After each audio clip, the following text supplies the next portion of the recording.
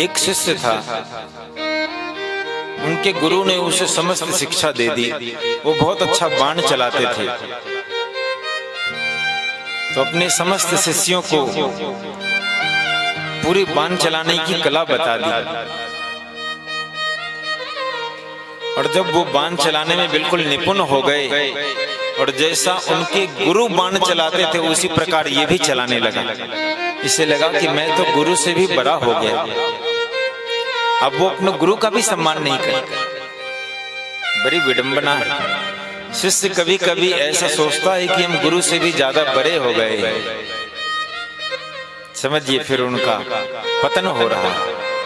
उसने भी सोचा कि हम अपने गुरु से ज्यादा बड़े हो गए, अभिमान हो गया। सभी जगह घोषणा करा दी और कहा कि अब तक तो हमारे जो गुरु जी थे वो सबसे बड़े धनुर्धर थे, पर अब हम हैं। उनके गुरु को पता चला, उनके गुरु जी आए, कहा कि वत्स, तुमने कहा कि सबसे बड़े धनुर्धर तुम हो, अब तुम हमारा भी सम्मान नहीं कर रहे। कहा गुरु जी, आपसे जो हमें सीखना था वो तो हमने सीख लिया, अब तो मैं आपसे भी अच्छा धनुष चलाने लगा। कहा ठीक, तुम में बहुत ज्यादा अभिमान है, अब तुम अपने समस्त कलाओं को दिखाओ और आज हम तुमसे कंपटीशन ही कर ले, फिर हो ही जाए, आज तुम बड़े कि हम बड़े। चलो। अब शिष्य जब बहुत ज्यादा अभिमानी हो जाता है तो गुरु उनके अभिमान को तोड़ना भी जानता है। गुरु गुरु रहता है, शिष्य शिष्य रहता है। लेकिन जब शिष्य को ऐसा लगे कि मैं गुरु का भी गुरु हो गया, तब समझना चाहिए उनके पतन का समय आ गया। अपने गुरु को हमेशा गुरु मानना चाहिए।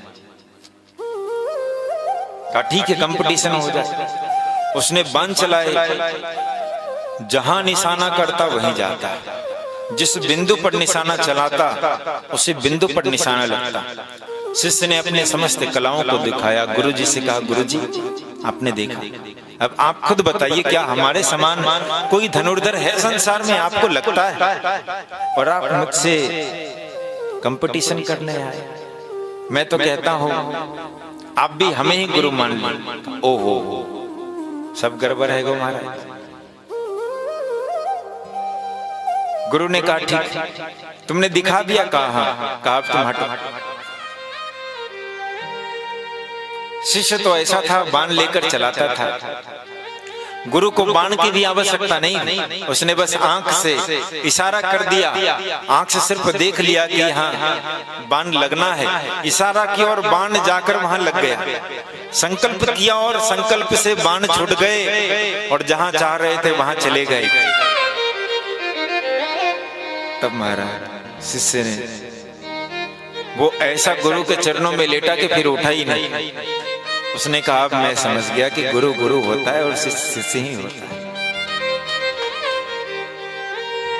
जब हमें अभिमान आ जाए ना कि हम बहुत बड़े हो गए, तब एक बार आसमान की तरफ देखना चाहिए कि आदमी कितना भी ऊंचा हो जाए लेकिन आसमान से तो ऊंचा नहीं हो सकता।